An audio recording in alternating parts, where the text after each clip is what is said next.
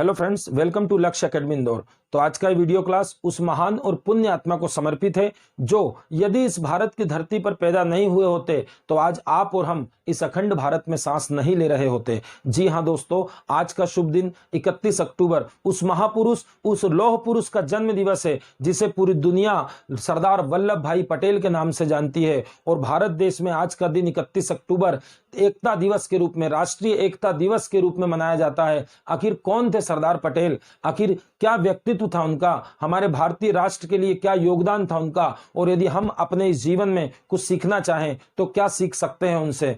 तो ऐसी क्या विशेषताएं थी जानते हैं जिनकी वजह से भारत में उन्हें iron man of India, Bharat का लौह पुरुष भी कहते हैं, भारत का बिस्मार्क भी कहा जाता है, फादर ऑफ सिविल सर्विसेज यानी सिविल सेवाओं का जनक भी कहा जाता है, जिसकी आप तैयारी कर रहे हैं। ये वही सरदार पटेल हैं जो भारत के पहले डिप्टी प्राइम मिनिस्टर यानी उप प्रधानमंत्री भी हुए हैं और भारत में गृह मंत्री के पद पर भी सुशोभित हुए हैं। तो सरदार पटेल को यदि प्रारंभ से देखें तो सरदार पटेल हमारे और आपकी तरह एक सामान्य और लोअर मिडिल क्लास फैमिली में जन्म लेने वाले, इनके माता पिता एक सामान्य व्यक्ति, पिता झावेर भाई और माता लाड़बाई दोनों एक सामान्य व्यक्तित्व थे। और सरदार पटेल का जन्म 31 अक्टूबर 1875 को गुजरात के नडियाद में हुआ। बचपन में ही बहुत गरीबी, और इन्होंने शुरू से ही इनको पढ़ने का बहुत ही ज्यादा जज्बा था और ये पढ़ाई बड़े मन से करते थे।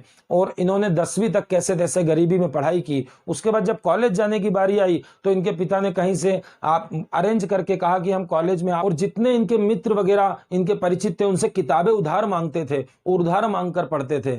मतलब ये सीख है सरदार वल्लभ भाई पटेल की। उन्होंने हिम्मत नहीं हारी, उन्होंने किताबें उधार मांग के पढ़ाई की और अपनी पढ़ाई में पढ़ाई नहीं की, पूरे यूनिवर्सिटी में उन्होंने टॉप किया, टॉप रैंक भी हासिल की। ये बताता है कि आपको हिम्मत नहीं हारना है, आपकी परिस्थितियां कैसे भी हो। सरदार पटेल जी कहते थे कि परेशानियां सिर्फ उनके हिस्से में आती है जो उससे लड़ने के लिए सक्षम होते हैं। और सरदार पटेल बोलते हैं कि जब परेशानियां आती हैं तो कायर बहाना ढूंढता है और जो साहसी होता है वो रास्ता ढूंढता है। तो ये आपको सिखाता है कि आप कैसी भी स्थिति में हो अपनी पढ़ाई को पूरा ध्यान दो, क्योंकि पढ़ाई ही वो माध्यम है जो आपको ऊंचाई तक ले जाती है। और मध्यम वर्गीय लोअर क्लास फैमिली के लिए सबसे बड़ा औजार है शिक्षा। तो पढ़ाई करो। और ऐसे ही सरदार पटेल ने अपनी पढ़ाई जारी की और दूसरों से किताब मांगकर कैसे तैसे वकील बने। और वकील बनने के बाद वो अपने आत्मनिर्भर होकर ब्रिटेन गए, लंदन, और लंदन से पढ़ाई की। 1910 से 1913 तक वो लंदन में रहे। और 13 में जब वो आए तो उनका हुलिया बिल्कुल चेंज,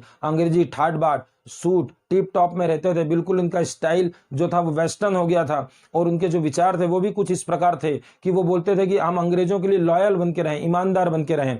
तो यहाँ आए भारत में, मगर अचानक सरदार पटेल सामान्य रूप से बचपन से लेकर उनके सक्सेस तक, जब तक वो वकील बनते हैं, लंदन जाते हैं, जब तक उनकी यही सोच थी कि मैं अच्छा व्यक्ति, बचपन से सोच थी कि मैं पढ़ूं लिखी, जैसे आप और हम सोचते हैं कि हम पढ़े लिखें और पढ़ने लिखने के बाद हम अच्छे इंसान बने, हमारे पास गाड़ी हो, मकान हो और हम अमीर आदमी बने। वैसे ही अमीर आदमी बनने का इन्होंने भी सोचा था। मगर फिर क्या हो गया, अचानक क्या हो गया जो इनके विचार बदल गए और इन्होंने पूरा जीवन किसके नाम कर दिया? भारत देश के नाम कर दिया। ऐसा क्या हुआ? ऐसा इनके जीवन में जो प्रभाव आया वो आया 1917 में। 1917 से इनके विचार ही बदल गए। और 1917 में ऐसा क्या हुआ, इनकी मुलाकात हो गई महात्मा गांधी जी। राष्ट्रपिता महात्मा गांधी जी से जो मिलता है वो उन्हीं के रंग में रंग जाता है। इसी प्रकार सरदार पटेल भी महात्मा गांधी के विचारों से बहुत प्रभावित हुए और महात्मा गांधी को अपना गुरु बना लिया। और जिस प्रकार ये अंग्रेजी ठाट बाट में आए थे, सूट बूट टिप टॉप में रहना, वो सब त्याग दिया और आपका धोती और कुर्ता, गांधी जी के विचारों से प्रभावित होकर इन्होंने मातृभाषा का प्रयोग, धोती का, खादी कुर्ते का प्रयोग करना शुरू किया। ठीक वैसे जैसे एक बार महात्मा गांधी ने किया था। जब महात्मा गांधी भी दक्षिण अफ्रीका से आए थे तो वो भी बड़े ठाट बाट में सूट में रहते थे। मगर फिर एक दिन ऐसा आया कि उन्होंने हमेशा के लिए धोती पहनने की कसम खा ली कि आज के बाद मैं हमेशा भारत की आजादी तक धोती पहनूंगा जब तक मेरा जीवन रहेगा। तो ये महात्मा गांधी के विचारों से प्रभावित होकर राष्ट्रीय आंदोलन की तरफ चले गए। वो व्यक्ति जो सिर्फ एक नौकरी और एक अमीर आदमी की लालसा रखता था, अमीर इंसान, बड़ा इंसान बनने की, वो आज कहां चला गया? वो आज धोती और कुर्ता पहन के देश की आंदोलन में, देश की आजादी के लिए वो लग गया। ये क्या है? ये राष्ट्र प्रेम है। क्योंकि जिसको राष्ट्र प्रेम हो जाता है उसे किसी प्रेम की जरूरत नहीं पड़ती और वो राष्ट्र के लिए आगे बढ़ता है। यहां से हमें ये शिक्षा मिलती है। सरदार पटेल के विचार बदलते हैं हैं और वो ये सिखाते हैं कि आपकी जो पढ़ाई है वो सिर्फ नौकरी के लिए नहीं होना चाहिए। आप सिर्फ इसीलिए नहीं पढ़ रहे हैं कि हमें नौकरी मिलेगी, वो पढ़ाई किसी काम की नहीं जो समाज कल्याण और राष्ट्र के काम ना आ सके।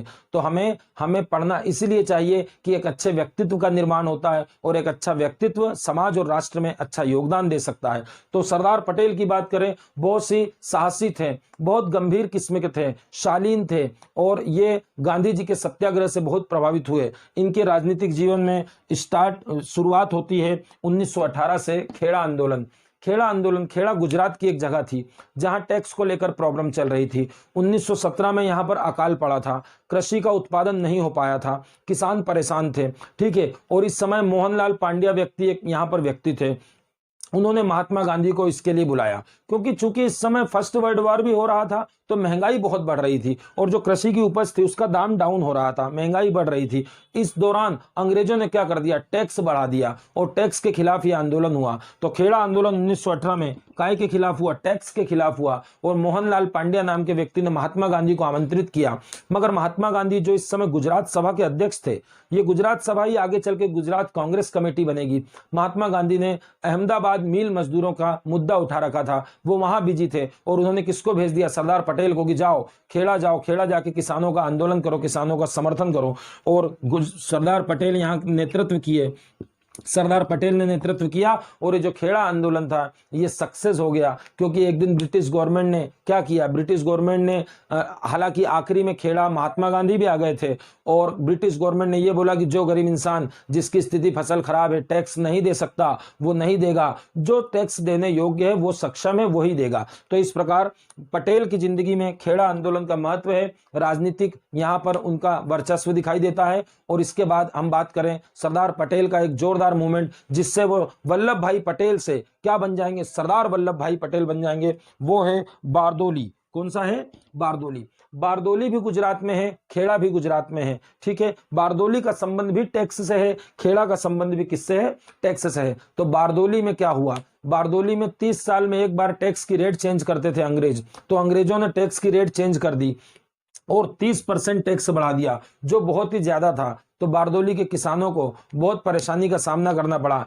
ऐसे बारदोली आंदोलन का नेतृत्व किया है हमारे सरदार वल्लभ भाई पटेल ने। वल्लभ भाई पटेल गए और उन्होंने बोला कि सब किसान सबसे पहले तो कसम खाओ कि कोई टैक्स नहीं देगा अंग्रेजों को कोई भी टैक्स मत दो, ठीक है ना, टैक्स मत दो, ऐसी कसम खिलाई। और कसम धर्म की खिलाई, अपने अपने ईश्वर की, अपने अपने देवी देवताओं की कसम खाओ कि कोई भी टैक्स नहीं देगा, ठीक है। और यदि टैक्स नहीं देते थे तो अंग्रेज क्या करते थे, जमीन हड़प लेते थे और जमीन हड़पने के लिए किसानों का होना जरूरी है क्योंकि वो एग्रीमेंट पे लिखा पड़ी होती थी। इसीलिए सरदार पटेल ने क्या किया, किसानों को बोला घर पे मिलो ही मत, तुम इधर उधर चले जाओ, ठीक है। जब अंग्रेज तुम्हारे घर पे आएंगे तो इधर उधर चले जाओ। और उसके बाद क्या हुआ, उसके बाद अंग्रेज तो अंग्रेज है, जब जाते थे किसान नहीं मिला तो क्या करते थे, गाय खोल लो, भैंस खोल के ले चलो, इनकी सारी बकरी ले चलो। तो गाय भैंस बकरी भी इस समय ले जाने लगे थे। ये वो थे सरदार वल्लभ भाई पटेल जिन्होंने बारदोली का नेतृत्व किया। और एक दिन बारदोली आंदोलन सक्सेस हुआ क्योंकि अंग्रेजों ने एक कमीशन, एक ट्रिब्यूनल बिठाया, ट्रिब्यूनल मतलब न्यायालय, कोर्ट समझ सकते हैं आप,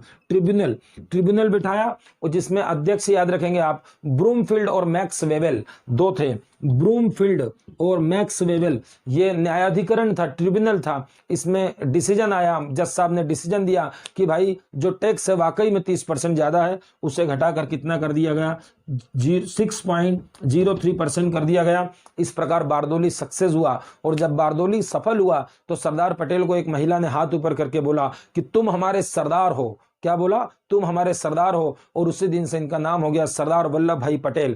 क्वेश्चन एग्जाम में आता है कि सरदार को सरदार की उपाधि किसने दी, तो पहले ऑप्शन मिलता था बारदोली की महिलाओं ने, मगर इसका सही ऑप्शन है महात्मा गांधी ने दी। तो आप ऐसा याद रखेंगे, उस समय तो महिला ने बोल दिया आप हमारे सरदार हो, मगर उपाधि देने के लिए बाकायदा तिलक करते हैं, श्रीफल देते हैं, मतलब एक औपचारिकता होती है सारी। तो महात्मा गांधी के द्वारा सरदार की उपाधि, पूरी लाइन कैसे कहेंगे, बारदोली की महिलाओं के कहने पर महात्मा गांधी ने वल्लभ भाई पटेल को किसकी उपाधि दी है, सरदार का टाइटल दिया है। ये महात्मा सरदार पटेल का 1928 का बारदोली आंदोलन। मगर सरदार पटेल के जन्म दिवस को एकता दिवस क्यों मनाते हैं? आखिर जो सरदार पटेल की मूर्ति बनाई गई इतनी बड़ी, भारत में 182 मीटर ऊंची मूर्ति, दुनिया की सबसे ऊंची मूर्ति आज हमारे पास है। नरेंद्र मोदी जी ने 2013 से 2018 के बीच में जो उस समय गुजरात के मुख्यमंत्री थे जिस समय इसकी शुरुआत की थी, तो उसको भी क्या बोला गया, स्टेचू ऑफ यूनिटी। ये यूनिटी शब्द आ रहा है, मतलब एकता, एकता की मूर्ति है वो।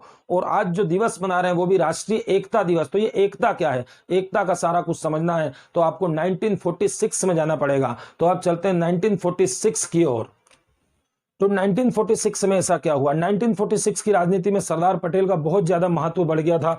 ये 1946 में क्या हुआ, कांग्रेस में अध्यक्ष पद का डिसाइड हुआ कि जो अध्यक्ष पद के चुनाव में जीतेगा या अध्यक्ष जिसे कांग्रेस का बनाएंगे उसे ही भारत का पहला प्रधानमंत्री बना देंगे। और इसलिए महात्मा गांधी मीडिएटर थे और महात्मा गांधी ने भारत की जितनी कांग्रेस की प्रांतीय कमेटी थी उनसे सबसे अपने अपने वोट सुझाव मांगे कि भारत का इस समय कांग्रेस का अध्यक्ष कौन बने, जो कांग्रेस का अध्यक्ष बनेगा वही भारत का प्रधानमंत्री बनेगा। तो इस समय महात्मा गांधी ने, सभी प्रांतीय समितियों ने महात्मा गांधी को किसका नाम दिया, सरदार पटेल का नाम दिया। पूरे भारत से सरदार पटेल ही सबसे ज्यादा योग्य माने गए प्रधानमंत्री पद के लिए और सबसे ज्यादा समर्थन उनको मिला। नेहरू जी का इस समय किसी ने भी समर्थन नहीं किया। तो ये सरदार वो वल्लभ भाई पटेल हैं जो भारत के प्रथम प्रधानमंत्री बनने वाले थे, परंतु नेहरू जी नाराज हो गए। नेहरू जी की मंशाएं थी कि मैं प्रधानमंत्री बनूं और महात्मा गांधी जी ने सरदार पटेल जी को कुछ व्यक्तिगत तौर पर उनको लिख कर दिया और सरदार पटेल ने उसको पढ़ने के बाद अचानक ये बोल दिया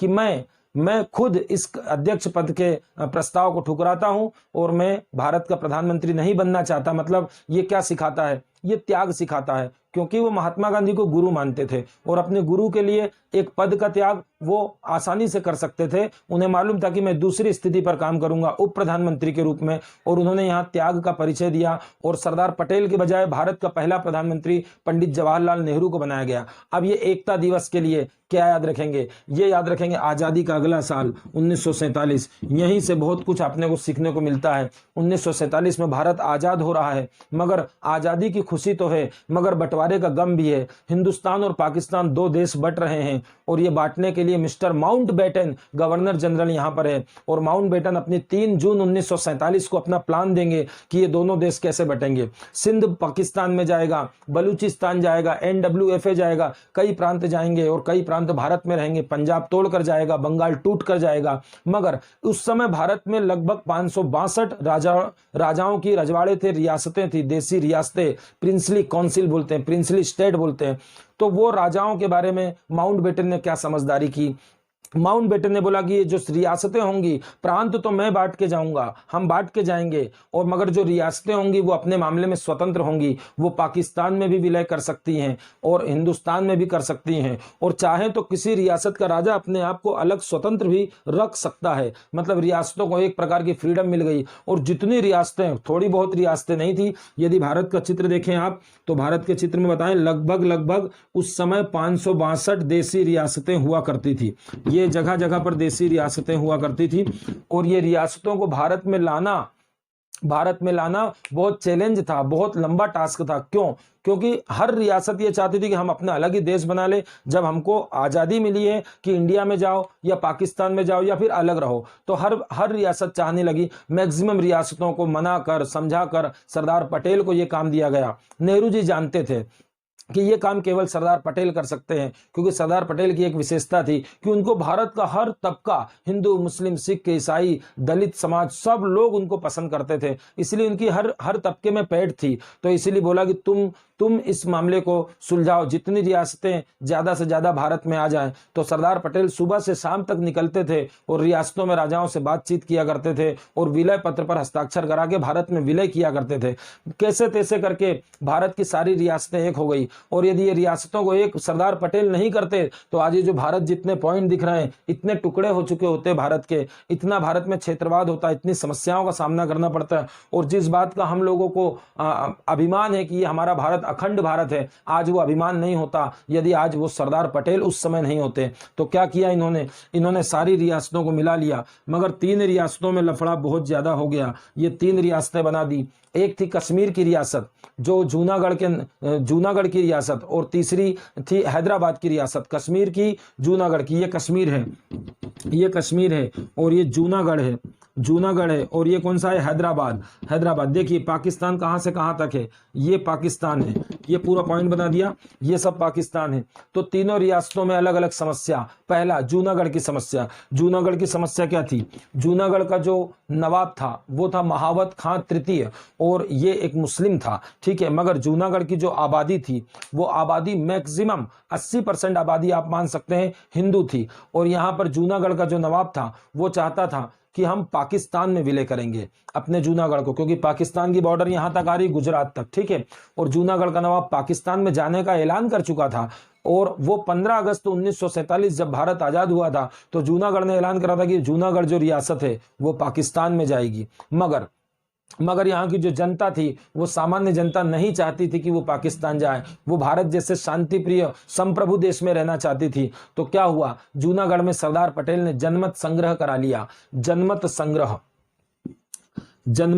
क्या होता है, जनता से पूछ लिया जाए, जनता स्वयं बताएगी, जूनागढ़ की जनता, कि वो पाकिस्तान में रहेंगी या फिर भारत में जाएंगी। जनमत संग्रह का निर्णय हुआ और जनमत संग्रह का रिजल्ट आया 20 फरवरी 1948 को। बहुत ही आश्चर्यचकित रिजल्ट आया। वो क्या आया, ये आया कि हम 99% लोगों ने बोल दिया कि हम भारत में रहेंगे। ये जनमत संग्रह पे 99% लोगों ने बोला कि हम भारत में रहेंगे, और जनमत संग्रह के आधार पर हमने जूनागढ़ को अपने भारत में शामिल किया और जूनागढ़ भारत का हिस्सा बना। यहाँ के जो नवाब थे महावत खां पाकिस्तान भाग गए, जिसका उन्हें बाद में बहुत अफसोस हुआ। और जो जूनागढ़ रियासत थी इसमें महावत खां से ज़्यादा चलती थी, महावत खां से ज़्यादा शहनवाज भुट्टो की चलती थी, क्योंकि ये भुट्टो वही है जो बेनजीर भुट्टो उनके दादाजी हैं। और शहनवाज भुट्टो जो हैं, शहनवाज भुट्टो, कई बार पटेल ने 1-2 बार वीपी मेनन को भेजा उनके सचिव को कि जाइए जूनागढ़ के नवाब से बात करिए। तो ये जो भुट्टो हैं ये बात ही नहीं करने देते थे, बाहर के बाहर ही उनको मना कर देते थे।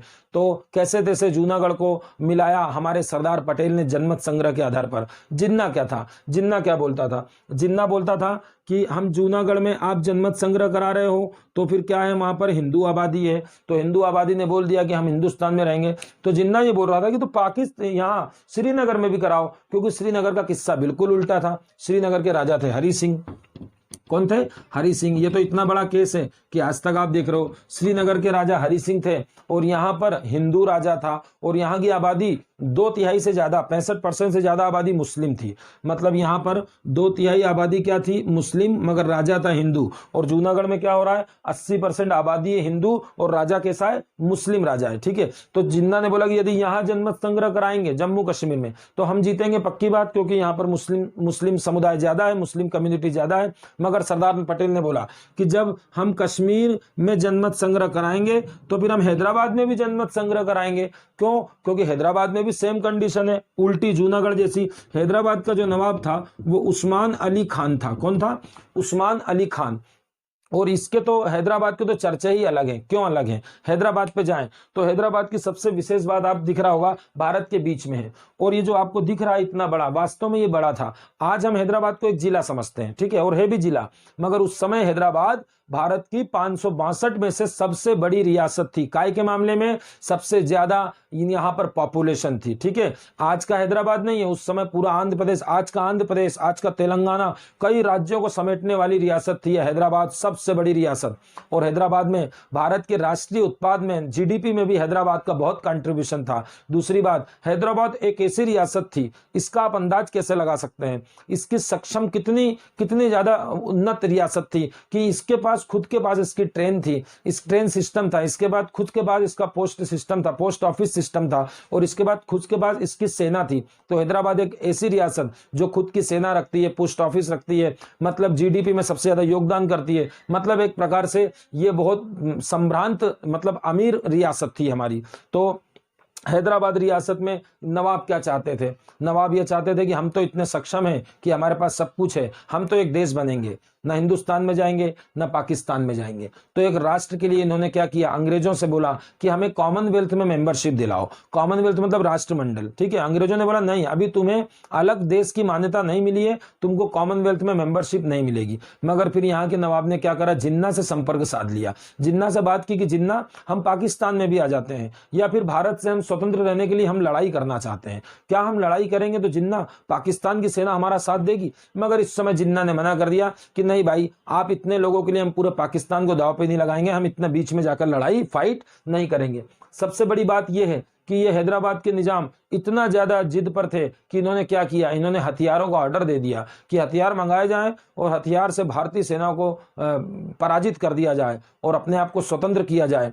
तो ये भनक लग गई सरदार पटेल, हमारे सरदार पटेल को, कि भारत में सेना आ रही है वायुयान के माध्यम से, हवाई जहाज के माध्यम से। तो सरदार पटेल ने उन उड़ानों पर लगाया प्रतिबंध और सरदार पटेल सनक गए और सनकने के बाद आर्मी के ऑफिसर्स को बुलाया, मिस्टर मानिक शॉ को, कि आप जाइए और हैदराबाद पर अटैक कर दीजिए, और यदि पाकिस्तान या कोई आता तो हम सक्षम हैं। तो आर्मी के ऑफिसर्स ने बोला बिल्कुल, भारत पूरी तरह सक्षम है, हम हैदराबाद पर अटैक करते हैं। और 13 सितंबर 1948 को अटैक किया गया। 14, 15, 16, 17 सितंबर, सिर्फ 5 दिन की बात है, 4 दिन की। 17 सितंबर में ही भारतीय सेना के सामने हैदराबाद का जो निजाम था उसकी सेना ने क्या कर दिया, आत्मसमर्पण कर दिया और पूरी तरह से हैदराबाद पुलिस कार्यवाही करते हुए भारत में शामिल किया गया। आप सोचिए, ये हैदराबाद यदि भारत में शामिल नहीं होता, मान लीजिए पाकिस्तान में चला जाता, तो देखिए भारत के बीच में है।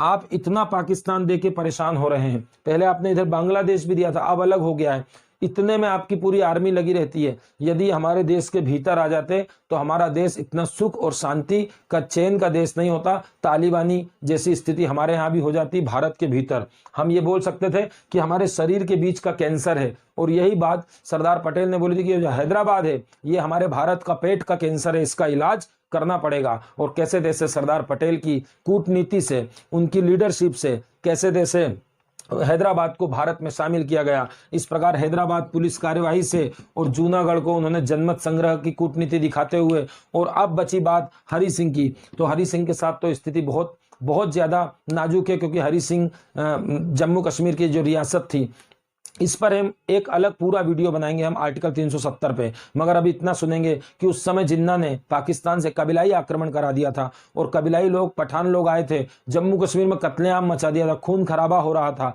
और ऐसे समय में हरि सिंह की जो सेना थी वो लड़ते थक गई और आखिरी में हरि सिंह को भारत की तरफ झुकना पड़ा। पहले हरि सिंह चाह रहे थे कि हम अपना स्वतंत्र जम्मू कश्मीर बनाएंगे, हम इसको स्विट्जरलैंड बना देंगे, हमारी जियोग्राफिकल कंडीशन बहुत अच्छी है, तो हम जम्मू कश्मीर की, हम कश्मीर को अलग ही राष्ट्र बनाएंगे। मगर बाद में जब हरि सिंह की सेना को हर मोर्चे पर हार का सामना करना पड़ा, तो हरि सिंह आ गए भारत में प्रधानमंत्री जवाहरलाल नेहरू के पास और हमारे विलय पत्र पर हस्ताक्षर कर दिए। और भारत की सेना भारत माता की जय बोलते हुए जम्मू कश्मीर के लिए सरदार पटेल के आदेश से रवाना हुई। और सरदार पटेल ने ये बोला कि मैं खुद वहां जाऊंगा और आर्मी का सफलता का जायजा लूंगा, युद्ध का जायजा लूंगा। और घमासान युद्ध हुआ 1948 में, 1947 से शुरू हुआ, 1948 तक चला। यह था कबीलाई आक्रमण।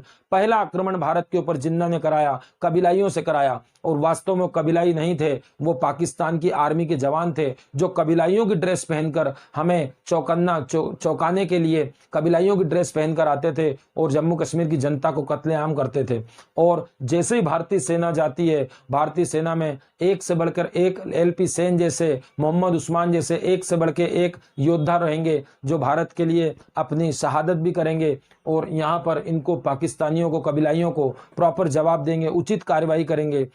मगर इसी बीच भारतीय सेना जीतते जा रही है, जो कब्जा कर चुके थे वो लोग, वो हम वापस लेते जा रहे हैं। मगर इसी बीच नेहरू जी ने क्या किया, नेहरू जी ने ये मामला UNO को दे दिया। सरदार पटेल बोल रहे थे कि किसी को मीडिएटर मत बनाओ, हमारी सेना कुछ ही दिनों में जीत जाएगी और पूरा जो क्षेत्र हमारा वो लोग कब्जा कर चुके हैं। देखिए, इतना क्षेत्र आपका कब्जा कर चुके थे, आज भी इतना क्षेत्र उनके पास है। ये आपका कश्मीर चला गया उसी समय, आज तक आप इसको ले नहीं पाए। और ये इतना क्षेत्र पाकिस्तानी कबीलाई कब्जा कर चुके थे। ये क्षेत्र क्या कहलाता है, ये POK कहलाता है। POK मतलब पाक ऑक्यूपाइड कश्मीर का ये क्षेत्र है जो कब्जा कर लिया। मगर नेहरू जी नहीं सुनी, नेहरू जी ने UNO में मामला दे दिया और UNO की मध्यस्थता से ये क्षेत्र हमारे हाथ से चला गया। और ये वो पटेल थे जिन्होंने जम्मू कश्मीर को जाते जाते बचा लिया, उसका कुछ अंश चला गया, वरना आज जम्मू कश्मीर हमारे पास नहीं होता। क्योंकि जो उस समय प्रधानमंत्री नेहरू जी हैं, नेहरू और पटेल की बात करें तो दोनों मानते तो एक दूसरे को बड़ा और छोटा ही भाई थे। नेहरू जी उनको अपना बड़ा भाई मानते थे, पटेल को। मगर नेहरू जी का अलग व्यक्तित्व था और पटेल का अलग व्यक्तित्व था। आप बोल सकते हैं नेहरू बहुत शांत प्रिय थे, हर चीज शांति से चाहते थे, ठीक है। मगर पटेल समय पर क्रोध को उचित मानते थे कि यदि क्रोध समय पर आता है तो क्रोध भी जरूरी है। और नेहरू क्या थे, नेहरू कल्पनावादी आप कह सकते हैं कि कल्पनाओं में रहते थे ज्यादा, ठीक है। और जो सरदार थे वो यथार्थवादी थे, वास्तविकता पर बल देते थे। नेहरू सोचते थे, उतनी देर में सरदार उसको करके दिखा देते थे। तो नेहरू और सरदार में ये अंतर था। इसीलिए नेहरू और माउंटबेटन दोनों ने हैदराबाद में सेना भेजने को मना किया था कि हैदराबाद में लड़ो मत, शांति से इसको निपटाओ। मगर सरदार पटेल ने बोला कि इस कैंसर को समाप्त करना पड़ेगा और उसके लिए डंडा दिखाना पड़ेगा। क्योंकि सरदार पटेल रियासत मिलाने जब जाते हैं तो कमल का फूल भी ले जाते हैं कि फूल से मान जाइए, और नहीं तो दूसरे हाथ में डंडा भी है, हम कार्रवाई भी कर सकते हैं अपने देश के लिए। और ये वो सरदार पटेल थे। जूनागढ़ के समय नेहरू जी इस समय बोल रहे थे शांति रखें, और यदि शांति रखते तो जूनागढ़ चले जाता। सरदार पटेल ने बोला नहीं, जनमत संग्रह कराया जाएगा। वीपी मेनन को बार बार भेजा, मनाया वहां के नवाब को। और यहां के समय तो सरदार पटेल ने पहले ही बोल दिया था, मगर नेहरू जी नहीं माने और नेहरू जी यूएनओ ले गए, हमारे हाथ से कश्मीर चला गया। मगर इस समय ये अच्छा हुआ कि जो कश्मीर अलग रहना चाहता था 370 धारा के तहत भारत में शामिल हो गया। और सरदार पटेल ने एक दिमाग ये भी लगा लिया कि जो भारतीय संविधान में मैक्सिमम समितियों में अध्यक्ष बने थे, तो सरदार पटेल ने यह कहा कि 370 भारत की संसद कभी भी इसको समाप्त कर सकती है स्थिति सामान्य होने पर। और यही इसी बात का फायदा उठाते हुए माननीय नरेंद्र मोदी जी ने हमेशा के लिए 370 धारा समाप्त कर दी। और आज भी हमारा पीओके पाकिस्तानियों के पास है, जिसे वो आजाद कश्मीर के नाम से जानते हैं। तो ये तीनों रियासतों का विलय, मतलब आप सोचिए कि यदि ये हैदराबाद रियासत नहीं होती तो भारत के क्या हाल होते हैं। ये थे सरदार पटेल, जिन्होंने सभी 562 रियासतों में सबको एक किया, भारत में शामिल किया। वरना एक देश नहीं होता, क्या मालूम कितने देश बन जाते हैं, भारत के टुकड़े टुकड़े हो जाते हैं। इस भारत को पूरा एक सूत्र में बांधने में, अखंडता में एक ही नाम सबसे आगे आता है, वो है सरदार वल्लभ भाई पटेल। इसीलिए उनकी मूर्ति का नाम स्टैच्यू ऑफ यूनिटी, और उन्हें एकता का प्रतीक माना गया, अखंडता का प्रतीक माना गया। और उनके जन्मदिन को राष्ट्रीय एकता दिवस के रूप में मनाने का निर्णय हमारी सरकार द्वारा लिया गया। तो ये थे सरदार पटेल। मगर आगे चलकर आप देखते हैं कि 1962 में चीन का युद्ध होता है। चीन का युद्ध भले ही 1962 में होता है, मगर ये बात 10 साल 12 साल पहले, अपनी मृत्यु के पहले सरदार पटेल ने बोल दी थी कि चीन को सपोर्ट मत करो, चीन को सपोर्ट मत करो। मगर नेहरू जी ने चीन को सपोर्ट किया। यूएनओ में हमने हमारी गारंटी पे मेंबरशिप दिलवाई और चीन को आगे बढ़ाया। और एक दिन चीन ने अपनी विस्तारवादी नीति दिखाते हुए नेफा के लिए हमसे युद्ध कर दिया, दलाई लामा के बहाने 1962 में हमारे ऊपर अटैक कर दिया। मतलब कितने साल बाद अटैक हुआ। मगर ये जो सरदार पटेल थे, इनकी दूरदृष्टि ऐसी थी कि ये बोलते थे कि ये चीन जो है इससे हमारी नहीं पटेगी, आप इसका ज्यादा साथ मत दो। मगर नेहरू उनकी बातों को नहीं मानते थे। नेहरू शांति प्रिय थे और नेहरू सबके लिए सॉफ्ट उदार वाले थे। मगर सरदार पटेल कैसे थे? पटेल की एक विशेषता आप देख रहे हैं कि पटेल गांधी जी को गुरु जरूर मानते हैं, मगर अहिंसा को पूरी तरह किस तरह से मानते हैं। देखिए, गांधी जी की अहिंसा बोलती है कोई लड़ाई दंगा ना हो, मगर सरदार पटेल की अहिंसा बोलती है कि सत्य और न्याय, सत्य की जब हार हो रही हो, धर्म की हार हो रही है, तो हमें क्रोध करना उचित है। क्रोध उस समय हमें अन्याय से लड़ने की ताकत देता है। क्रोध भी जरूरी है, ये सरदार पटेल का कहना था। और अहिंसा भी जरूरी है। वो बोलते थे यदि गर्म लोहे को पीटना है तो जो हथौड़ा होगा वो तो कम से कम ठंडा ही होना चाहिए। ठीक है, मतलब हमें समय आने पर सॉफ्ट भी होना चाहिए, और समय आने पर जब अन्याय की अति हो गई हो तो हमें क्रोधित भी होना चाहिए, और हमें उसका बदला या अपने राष्ट्र के लिए जो हमसे बने वो करना चाहिए। तो ये थे सरदार पटेल। और सरदार पटेल का एक दिन ऐसा आया, 15 दिसंबर 1950 का दिन, बहुत अशुभ दिन, जिसमें सरदार पटेल ने इस देह को छोड़ दिया, उनका देहावसान हो गया और सरदार पटेल का देहांत हो गया। आज वो हमारे बीच नहीं है, मगर आज उनके विचार हमारे बीच हैं। उन्होंने ही बताया है कि पढ़ाई का उद्देश्य समाज सेवा होना चाहिए। उन्होंने ही बताया है कि विपरीत परिस्थितियों में कभी भागना नहीं चाहिए, बल्कि उसके रास्ते ढूंढना चाहिए। आप कोशिश करेंगे कि सरदार पटेल से जितनी बातें आप सीखते हैं अपने जीवन में उसको व्यवहारिक तौर से उतारेंगे। और आज का दिन हम सरदार पटेल को नमन करते हैं, जिन्होंने हमें इस अखंड भारत का सौभाग्य दिया है। तो ये आज का वीडियो क्लास, उम्मीद करता हूं समझ में आया होगा, और आपको यदि ठीक लगा हो तो आप इसे अन्य लोगों को शेयर करें, ताकि हर व्यक्ति सरदार पटेल के, हमारे देश के एकता के, अखंडता के प्रति क्या योगदान है इसको जान सके। जय हिंद, जय भारत।